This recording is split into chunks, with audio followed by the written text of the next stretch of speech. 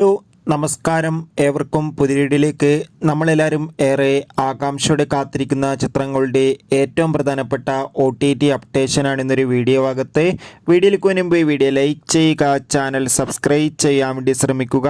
നേരെ ഇന്നത്തെ വീഡിയോയിലേക്ക് പോകാം. ആദ്യമായി അറിയിക്കാൻ പോകുന്നത് ആസിഫ് അലി, സുരാജ് എന്നൊക്കെ പ്രധാന കഥാപാത്രങ്ങളായ ചിത്രമായിരുന്നു അഡിയോസ് അമിഗോ. ചിത്രത്തിന് ഒരു ആവറേജ് അഭിപ്രായം മാത്രമായിരുന്നു സ്വന്തമാക്കാൻ വേണ്ടി സാധിച്ചിട്ടുണ്ടായിരുന്നത്. ചിത്രത്തിൻ്റെ OTT അവകാശങ്ങൾ ഇപ്പോൾ നെറ്റ്ഫ്ലിക്സ് എന്ന OTT പ്ലാറ്റ്ഫോം സ്വന്തമാക്കിയെന്ന് കൺഫേം ആക്കിയിട്ടുണ്ട്. ചിത്രം ഈ വരുന്ന സെപ്റ്റംബർ 6-ാം തീയതി OTT റിലീസ് ചെയ്യുമെന്നും കൺഫേം ആക്കിയിട്ടുണ്ട്. എന്തായാലും കാത്തിരിക്കാം ചിത്രത്തിൻ്റെ OTT റിലീസിനായി. ചിത്രം കണ്ടവരുടെ അഭിപ്രായം കമൻറ്റ് ചെയ്യുക.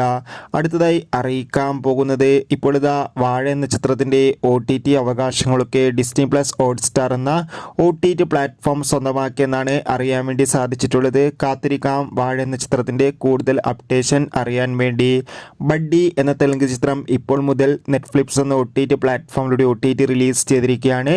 ചിത്രം മലയാളം, തെലുങ്ക്, തമിഴ് തുടങ്ങിയ ഭാഷയിലും OTT റിലീസ് ചെയ്തിരിക്കുകയാണ്. ആസിഫ് അലി, ബിജു മേനോൻ എന്നൊക്കെ പ്രധാന കഥാപാത്രങ്ങളായ ചിത്രമായിരുന്നു തലവൻ. ചിത്രത്തിന് മികച്ച വിജയം തന്നെ സ്വന്തമാക്കാൻ വേണ്ടി സാധിച്ചിട്ടുണ്ടായിരുന്നു. അതുകൊണ്ട് തന്നെ എല്ലാ സിനിമാ പ്രേമികളും ഒരേപോലെ ചിത്രത്തിൻ്റെ OTT റിലീസിനായി കാത്തിരുന്നു.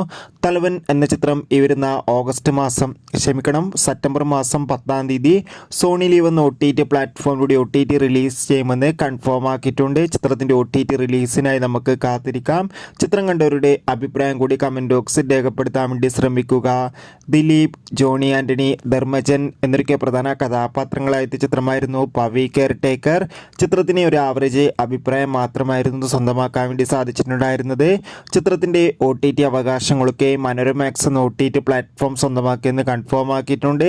ചിത്രം സെപ്റ്റംബർ 6-ാം തീയതി മനോരമാക്സ് എന്ന OTT പ്ലാറ്റ്ഫോമിലൂടെ OTT റിലീസ് ചെയ്യുമെന്ന് കൺഫേം ആക്കിയിട്ടുണ്ട്. യോഗി ബാബു പ്രധാന വേഷത്തിലെത്തിയ തമിഴ് ചിത്രമായിരുന്നു ബോട്ട്. ചിത്രം ഇപ്പോൾ മുതൽ സിംപ്ലി സൗത്ത് എന്ന OTT പ്ലാറ്റ്ഫോമിലൂടെ ലഭ്യമാണ്.